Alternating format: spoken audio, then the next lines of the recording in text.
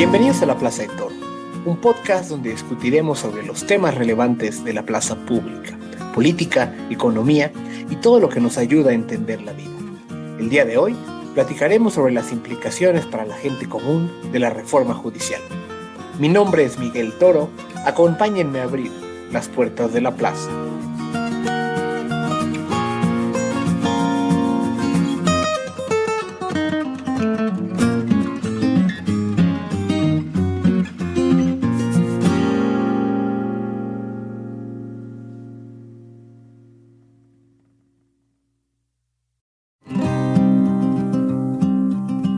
El pasado miércoles 11 de septiembre, durante la madrugada, las y los senadores de Morena, Partido Verde y Partido del Trabajo aprobaron la reforma al Poder Judicial propuesta por el presidente López Obrador.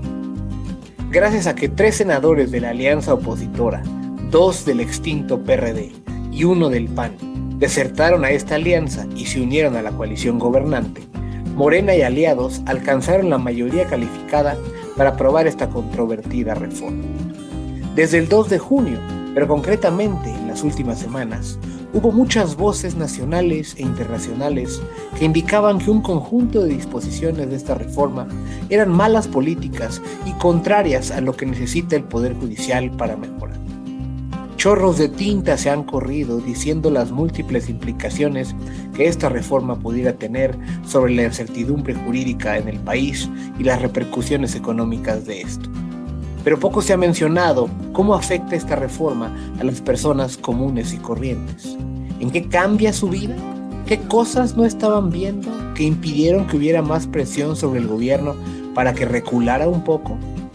Me parece que discutir estas ideas nos ayudará a poner la reforma en una dimensión más adecuada y al mismo tiempo nos permitirá examinar un poco mejor algunas de las características que conforman al electorado detrás de la coalición gobernante. Para esto le he pedido al doctor Carlos de la Rosa que nos acompañe. Estás en la Plaza de Toro. Muchas gracias por escucharnos. Hola, mi nombre es Carlos de la Rosa Xochitiotzi, soy doctor en Derecho por la Universidad de Yale, abogado por la Universidad Nacional Autónoma de México y actualmente trabajo como investigador en el Centro de Estudios Constitucionales de la Suprema Corte de Justicia de la Nación. Muchas gracias, Carlos, por acompañarnos en la Plaza de Toro. Me da mucho gusto que sea pues la primera vez que puedes acompañarnos, a pesar de que te conozco ya hace más de una década. Me agrada mucho que puedas acompañarnos. Bienvenido a la Plaza de Toro. Muchas gracias, Miguel, por la invitación. Un gusto estar contigo. Y creo que me da mucho gusto que estés, no solo por la amistad y demás, pero porque creo que tu análisis nos ayudará a dimensionar mejor las implicaciones de esta reforma. No me dejarás mentir, pero ha sido una discusión muy polarizada, donde se requiere escuchar más voces sensatas como la tuya.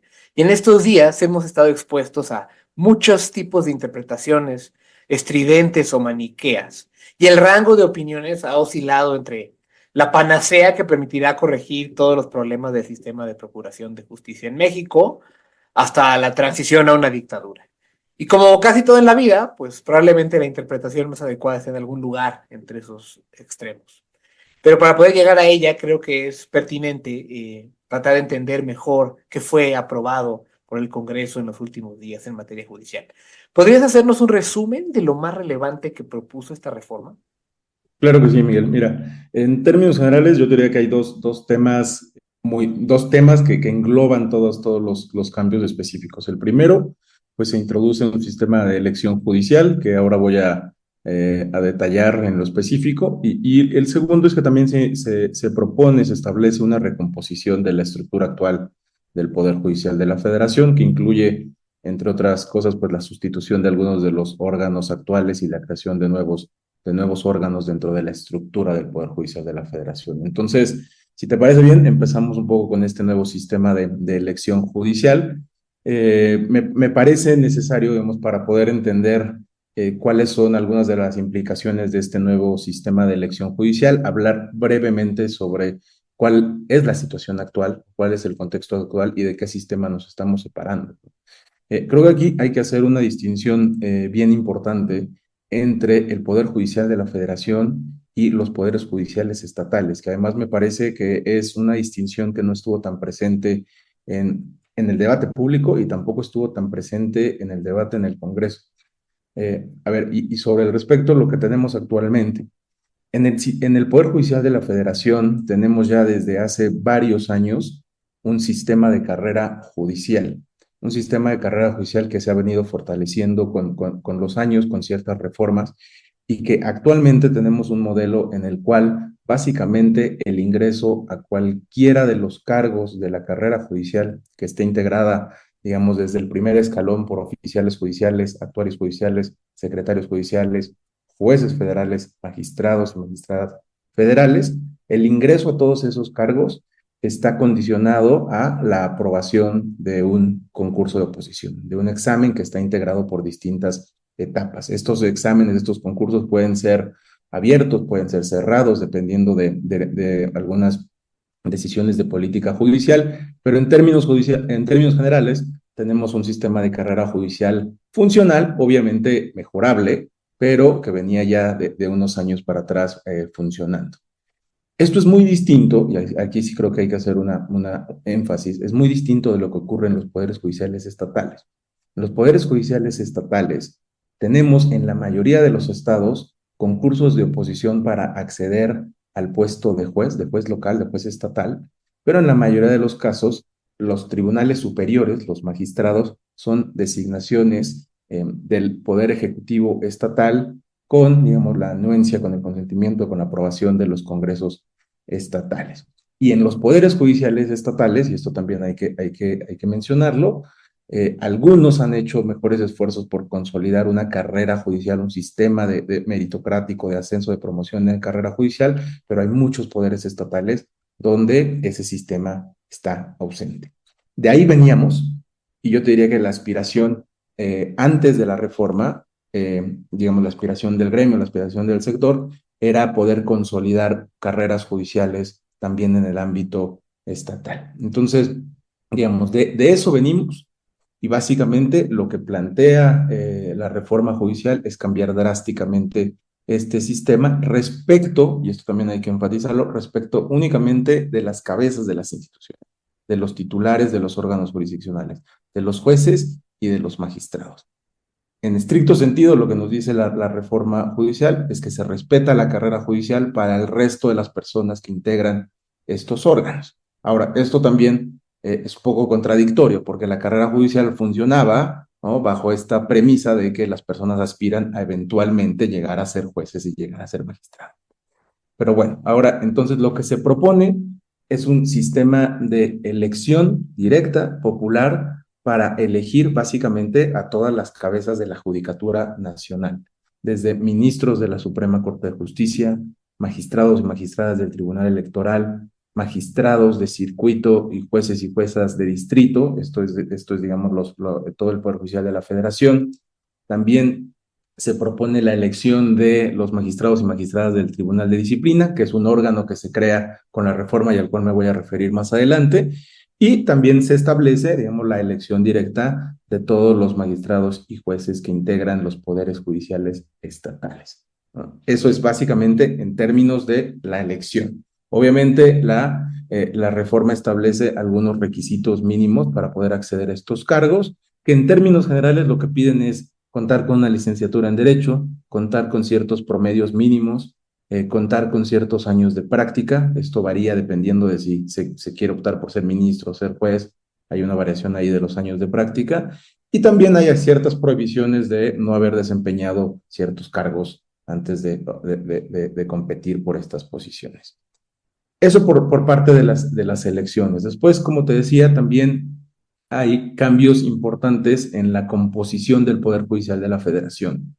Cambios, por ejemplo, en la Suprema Corte de Justicia. Entonces pasamos de actualmente tenemos 11 ministros y ministras, tendremos 9 ministros y ministras. Cambia el mecanismo también de designación de la presidencia de la Suprema Corte de Justicia, ¿no?, que actualmente la elección era entre pares, entonces era una elección interna en la Suprema Corte. Ahora la presidencia de la Suprema Corte será resultado también de la elección, es decir, aquella persona que resulte con el mayor número de votos será la presidenta de la Suprema Corte de Justicia. Cambia el plazo en el cual desempeñarán el cargo los ministros y ministras. Se reduce, pasamos de 15 años a 12 años. Hay una separación ya formal entre la presidencia de la Suprema Corte de Justicia y la presidencia del Consejo de la Judicatura Federal, que es el órgano encargado de la gobernanza judicial, que esto es algo, y también hay que señalarlo, esto es algo que sí ya se venía pidiendo desde hace varios años por parte también de la academia, la necesidad de separar esa presidencia de la Suprema Corte de la presidencia del Consejo. Se desaparece el Consejo de la Judicatura Federal y se crea un órgano de administración judicial, ¿no?, que básicamente tendrá atribuciones muy similares. Habrá que ver qué tan efectivo, qué tan real es ese cambio, porque pues básicamente este órgano de administración judicial va a tener a su cargo la gobernanza judicial, la carrera judicial, cuestiones administrativas, cuestiones presupuestales. Y algo relevante que sí me gustaría destacar es que se crea un tribunal de disciplina, ¿no? Se crea un tribunal de disciplina que tiene el propósito de ser un órgano con independencia técnica y de gestión, que va a ser distinto, va a estar fuera del órgano de administración judicial, y este tribunal de disciplina va a tener, digamos, la facultad de velar, de asegurarse de que los juzgadores cumplan con los plazos, de que cumplan con ciertos estándares en el desempeño, y este tribunal de disciplina también va a tener la posibilidad de sancionar, de destituir a personas juzgadoras que no cumplan con plazos, que no cumplan con ciertos estándares de desempeño. Ahí hay un primer foco rojo muy importante porque, pues, digamos, al menos lo que se establece en el texto constitucional es todavía muy amplio y muy ambiguo, y podría dar lugar a que este tribunal de disciplina pudiera incidir de forma negativa en la independencia y en la autonomía de las personas juzgadoras, que es un requisito para poder impartir justicia imparcial y efectiva. Y un último tema que no me gustaría dejar sin mencionar es que la reforma también introduce una figura que ha sido muy polémica en muchos países. Básicamente introduce la posibilidad de tener jueces sin rostro o jueces anónimos. Esto es un cambio que se introdujo en el artículo 20 constitucional, que básicamente lo que dice es que el órgano administrativo judicial podrá disponer de medidas para preservar la identidad de las personas juzgadoras. Esto está pensado para aquellos casos en derecho penal, en justicia penal, que estén vinculados con crimen organizado y que pudieran poner en riesgo, digamos, la integridad de las personas juzgadoras. Esta práctica no es novedosa, esta práctica ya se ha dado en algunos países de Sudamérica, en algunos países europeos, y en general es una práctica que se ha considerado nociva. De hecho, hay sentencias de la Corte Interamericana, ¿no?, que ha fallado en contra de este tipo de prácticas. Y en términos generales, ahí sí me gustaría ser muy claro. Yo pienso que esta figura de los jueces sin rostro son totalmente contrarias a la lógica de las reformas judiciales recientes que hemos tenido en nuestro país, que abogan por pues, una mayor transparencia, por construir una mayor legitimidad, por tener mayores mecanismos de rendición de cuentas de las personas juzgadoras. E incluso me parece que esta figura también es incompatible con la propia reforma que se está aprobando, porque la propia reforma que se está aprobando lo que nos dice es que está buscando un mecanismo de elección que permita premiar o castigar a aquellos jueces o juzgadores que tengan un mejor o peor desempeño. Y la figura de jueces sin rostro, de jueces anónimos, simplemente hace imposible esa labor. Entonces, en términos generales, Miguel, yo te diría, esos son los cambios que se están introduciendo por la reforma. Obviamente, si ya entramos al detalle, vamos a ver que hay muchas cuestiones muy preocupantes, muchas cuestiones a las que habrá que estar muy atento en la implementación, en el desarrollo de la legislación secundaria, pero para resumir de nueva cuenta, te diría, la reforma la podemos sintetizar en elecciones judiciales, recomposición del Poder Judicial de la Federación y básicamente la introducción de esta figura de los jueces sin rostro.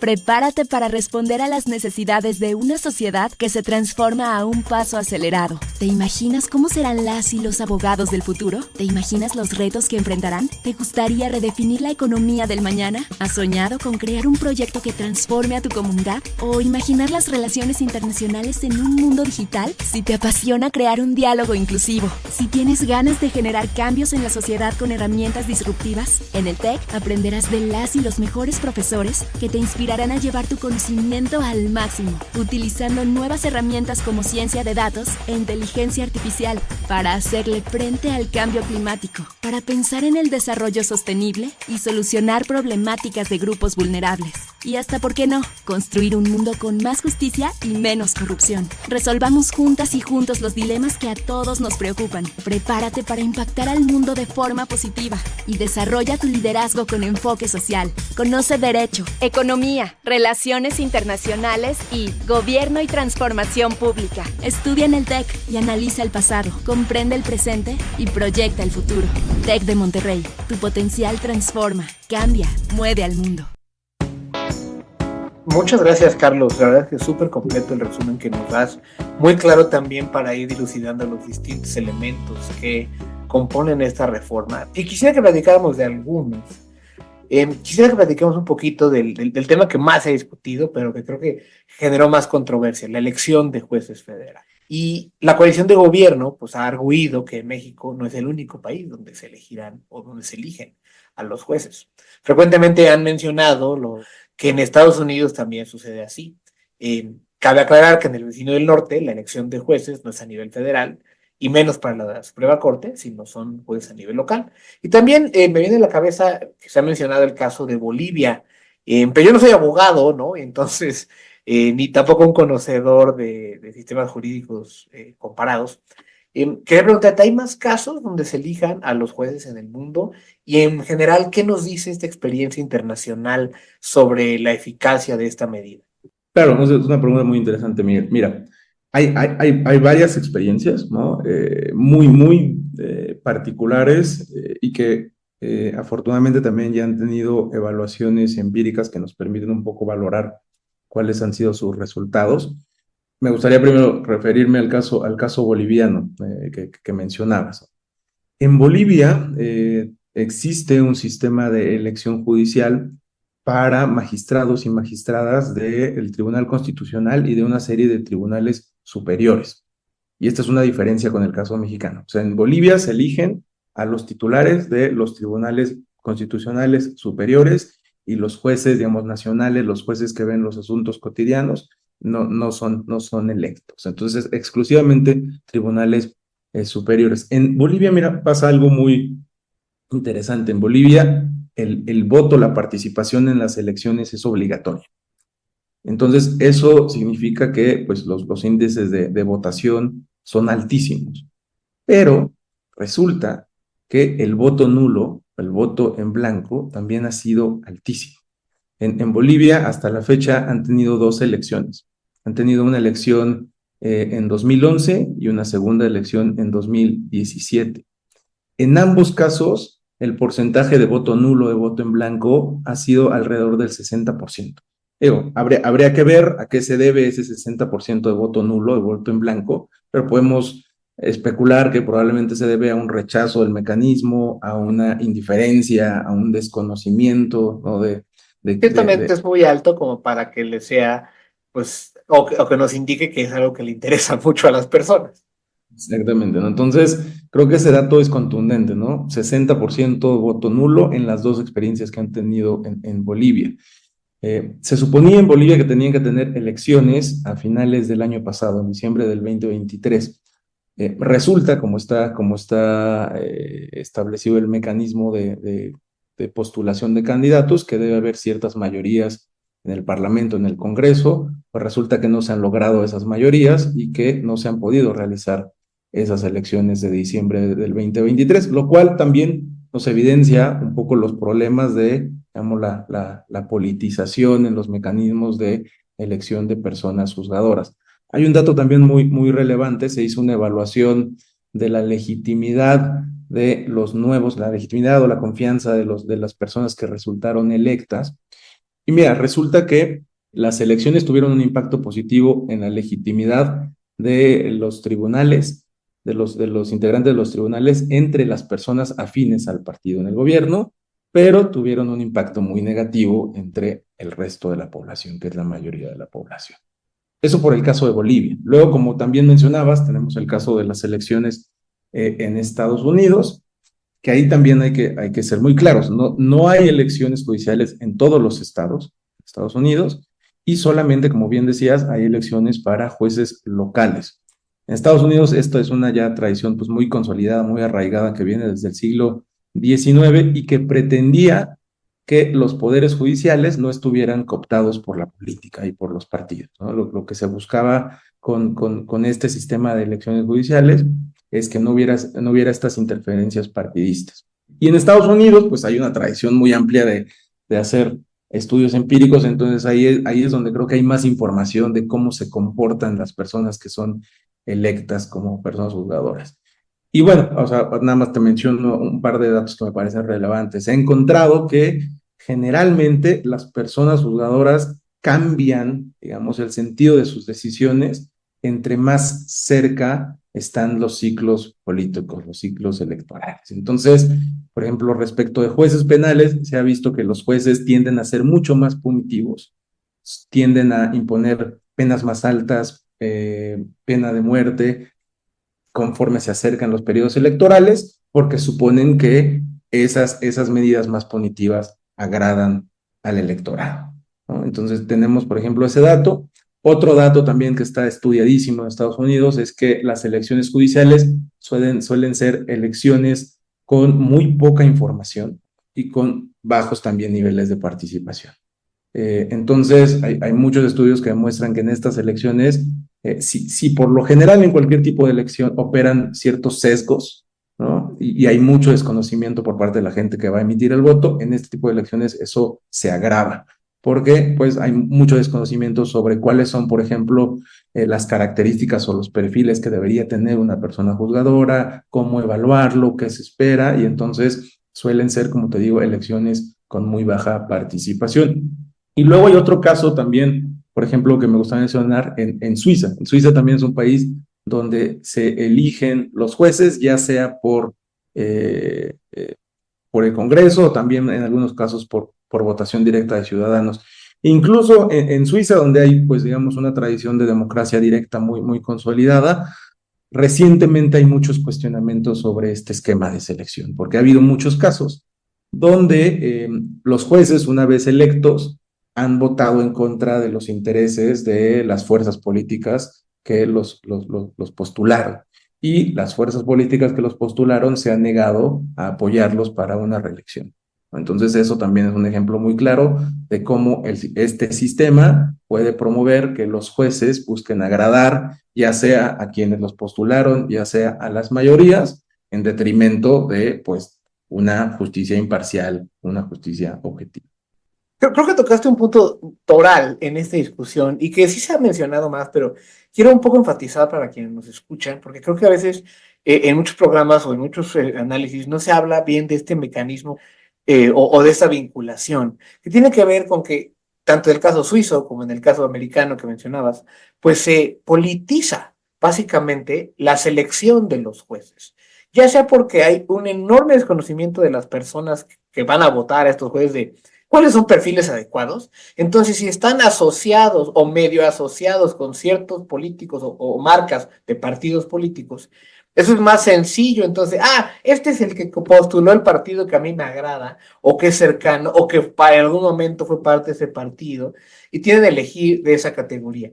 Pero además creo que hace algo que describía de manera un poco irónica el jefe de mi padre, que es un americano, que está pues ve estos temas de como relaciones con gobierno.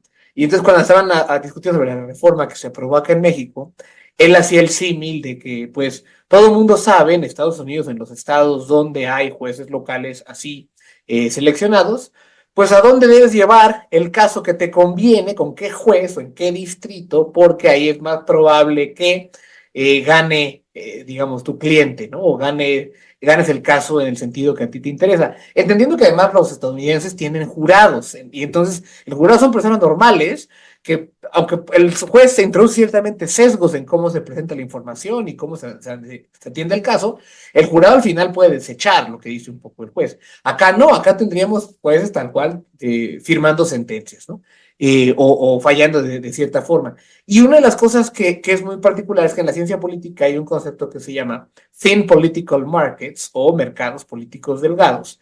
Y es que eso pasa, está estudiado mucho más para el Congreso, pero es una lógica muy parecida, porque como tú dices, la gente no ubica a los congresistas como tampoco ubican o van a ubicar a los jueces. Con trabajo ubicas a los candidatos a gobernador, gobernadora o a presidente, ¿no? Y entonces lo que sucede es que, ¿quién se ubica a los candidatos que van a estar para cierta cosa?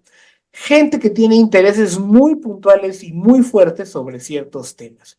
Y entonces en Estados Unidos esto está muy estudiado para grupos de interés, empresas, que son capaces de cabildear o de ayudar la campaña de ciertos grupos, ciertos jueces, ciertos políticos, que les van a favorecer en temas asociados a lo que a mí me interesa. Y como nadie pela, nadie sabe nada, pues es muy fácil que con el apoyo de alguna empresa, algún grupo de interés, que aquí podría ser crimen organizado, pues empuje ciertos perfiles más afines a lo que te interesa. Y entonces creo que eso es algo que me parece, digamos, importante destacar y complementar de lo que tú decías.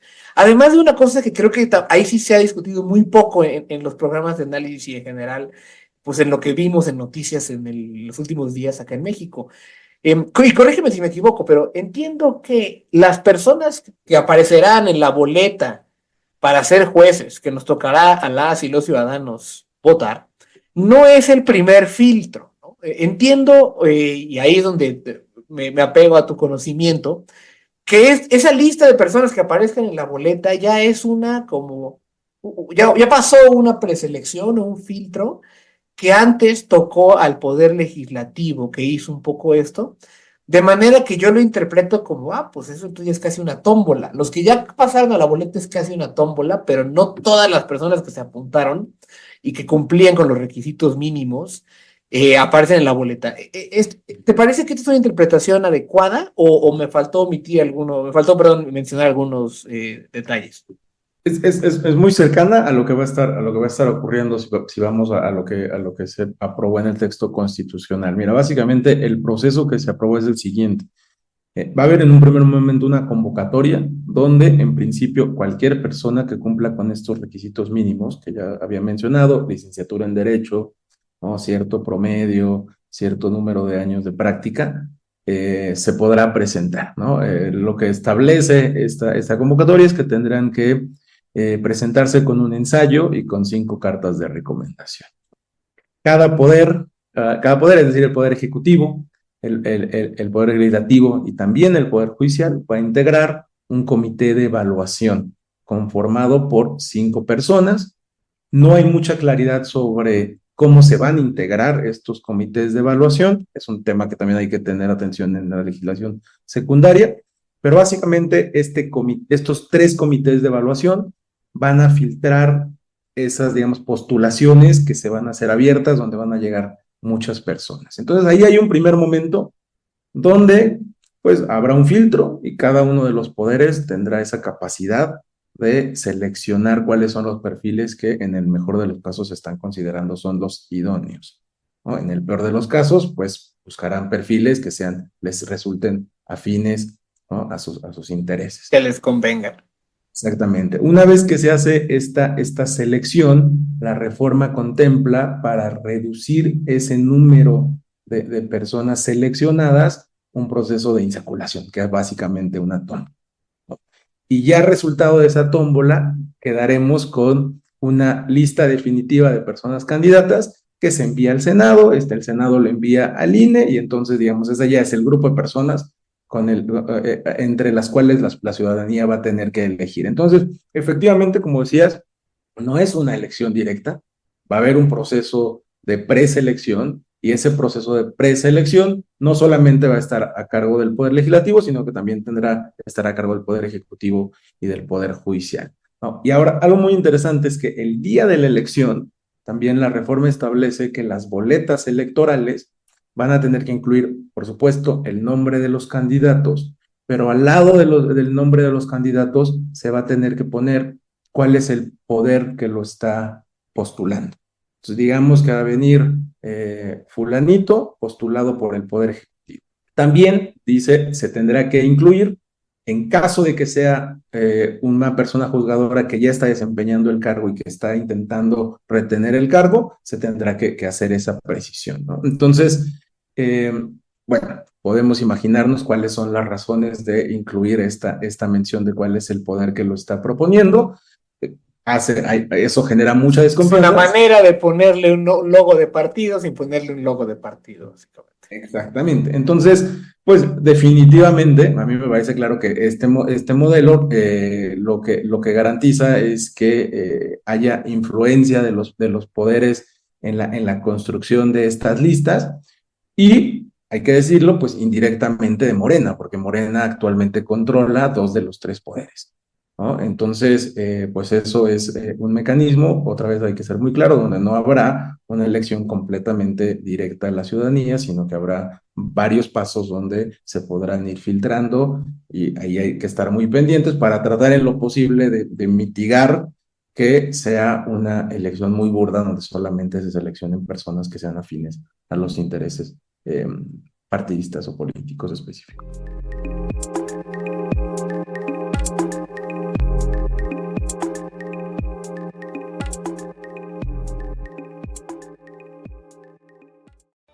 El manejo de la información aplicado a las ciencias sociales nos va a dar un mundo más equitativo. Como profesor del Tecnológico de Monterrey, busco encender en otros mi pasión por la investigación. Conocer y entender los datos, crear modelos e idear algoritmos te da la facultad de impactar en las grandes problemáticas sociales. En mis clases tengo la oportunidad de involucrar a mis estudiantes en casos reales, dándoles visión y herramientas para incidir en el diseño de políticas públicas. El Tecnológico de Monterrey me da la facultad de aplicar la tecnología en el estudio de las ciencias sociales y poner todo este conocimiento al servicio de la humanidad.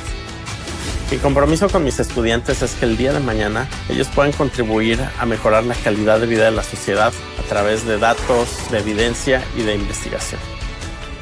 Lograr que cada estudiante encuentre esa pasión por la transformación es tener facultad de impacto.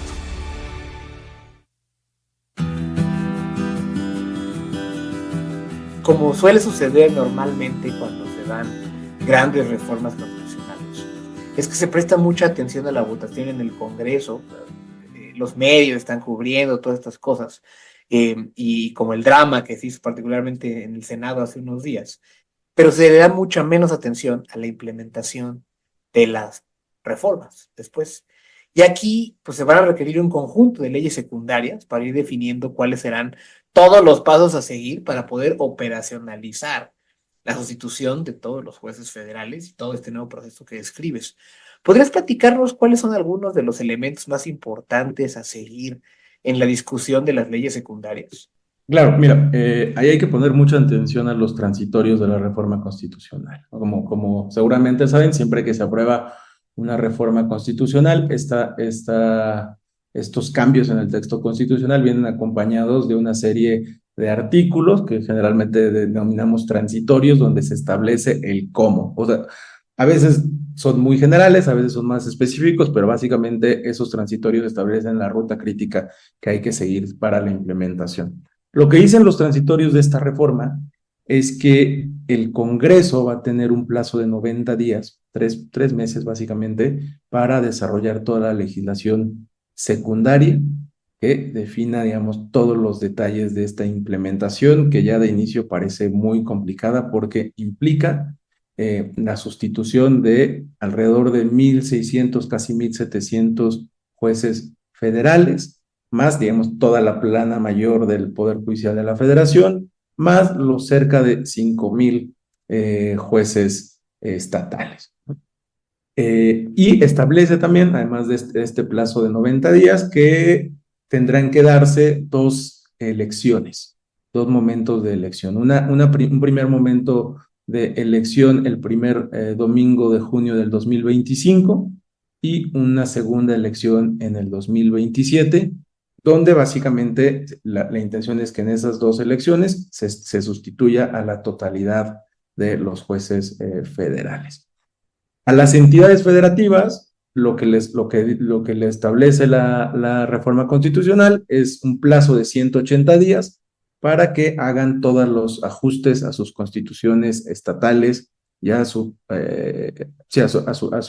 legislación estatal para ajustarse al mismo modelo que se propone en lo federal. Eso es algo importante que también me gustaría destacar. Si ustedes van al texto constitucional, a lo que se aprobó, básicamente todo se refiere a los jueces federales. Y únicamente el artículo 116, de forma, desde mi perspectiva, bastante escueta, lo que dice es, básicamente los estados tendrán que replicar este mismo modelo. Y entonces les da 180 días para que hagan sus cambios en sus constituciones locales y se ajusten a esto. Creo que donde hay que poner el ojo en este proceso de legislación secundaria es ya digamos, en primer lugar, todos los detalles de cómo se van a realizar estas campañas, ¿no? Estos procesos de elección. En principio, sí van a haber campañas, pero estas campañas van a estar sujetas únicamente a tiempos en radio y televisión oficiales, que se supone se va a distribuir de forma igualitaria entre las personas candidatas, aunque también se contempla que exceden algunos foros de debate públicos, privados o sociales, ¿no? Se prohíbe explícitamente el financiamiento público o privado, ¿no? Se prohíbe la contratación de espacios y también se prohíbe que los partidos políticos o que los funcionarios en el gobierno hagan proselitismo y se establece 60 días de campaña. Yo creo que ahí es un primer ámbito en el que hay que poner muchísima atención porque pues también sabemos cómo funcionan las elecciones en este país y estamos hablando de elecciones nacionales, ¿no? Que implica pues obviamente muchísimas dificultades para garantizar Un despliegue enorme que cuesta un montón de dinero, pero además, como dices, con la dificultad de aplicarlo en ciertas partes del territorio donde el crimen organizado es bastante más controlador del mismo que el Estado.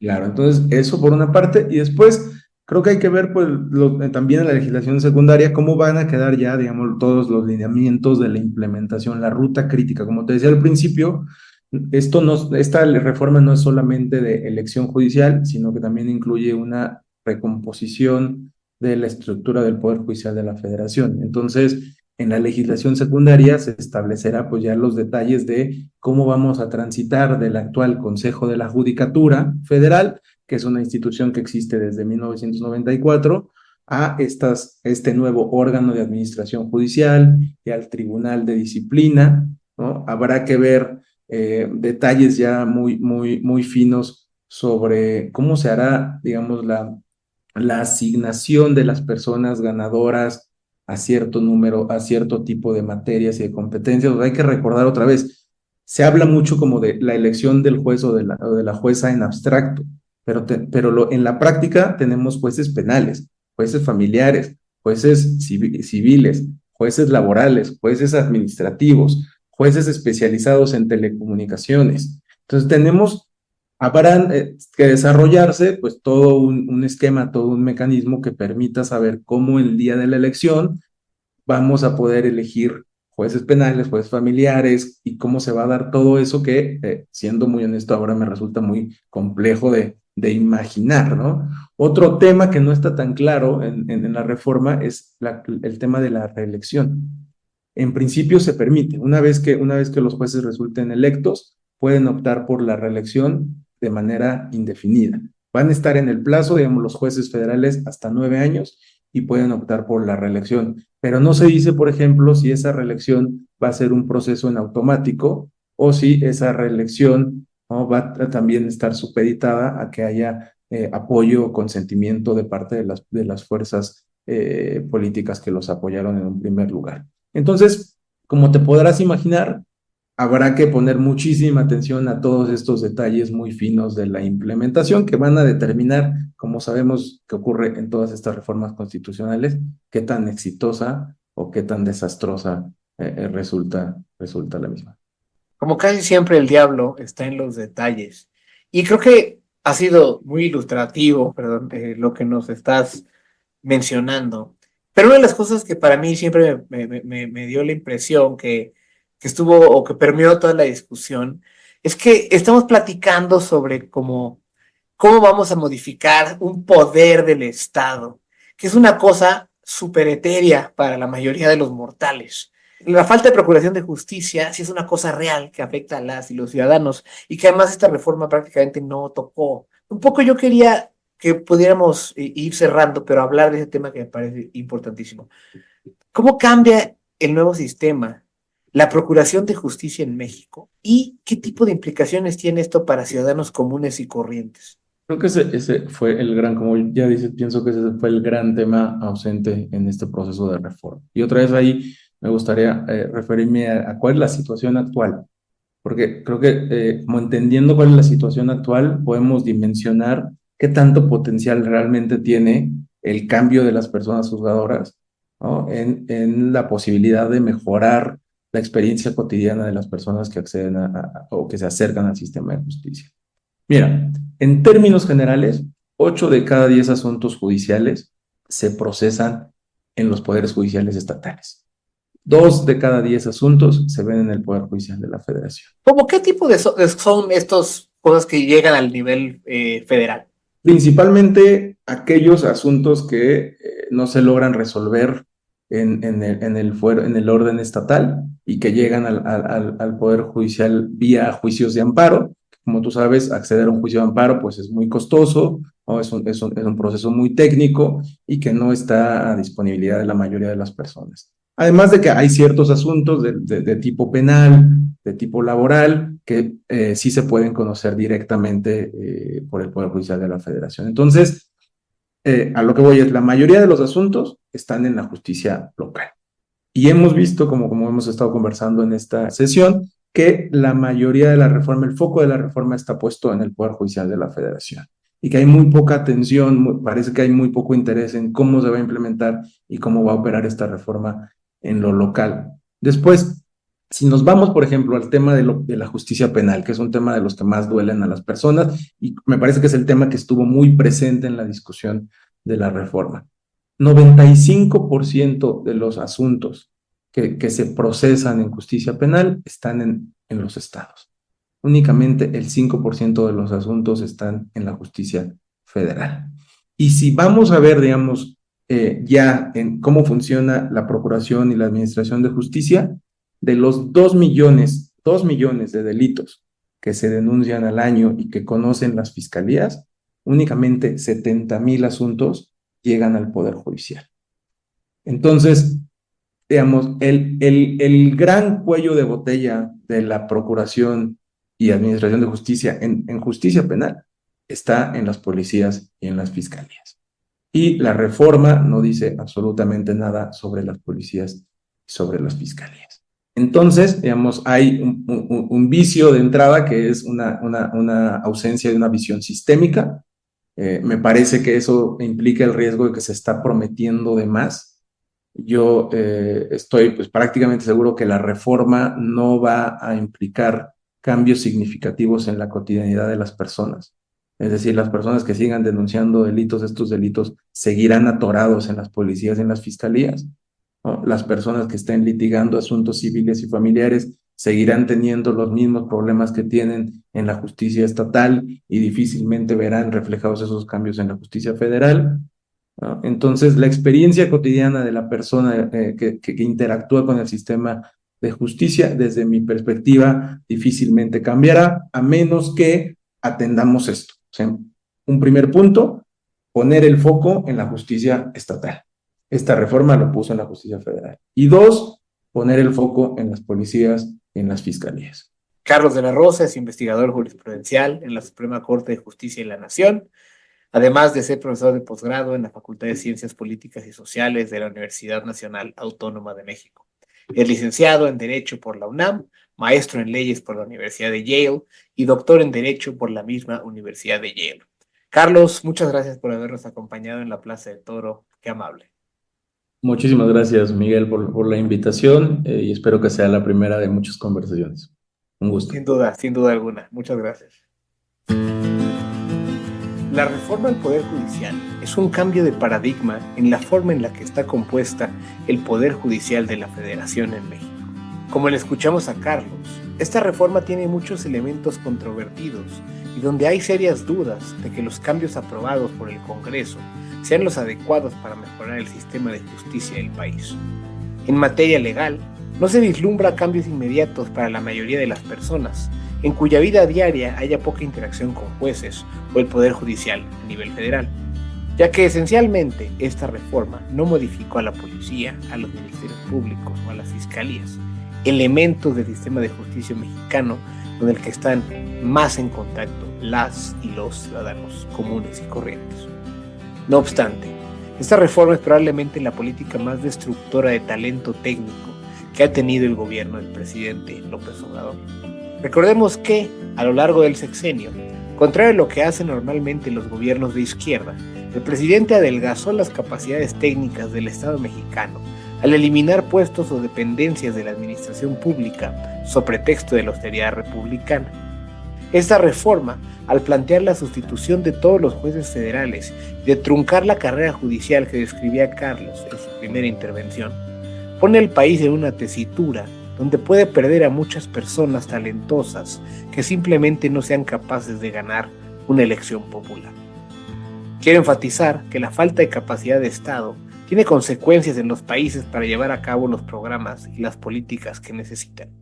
Asimismo, el cambio en las reglas del juego y lo escueto que es la reforma en la manera en la que muchos de estos procesos complejos se van a operar, eleva la incertidumbre que enfrentan los actores económicos que deben tener procesos legales en el país.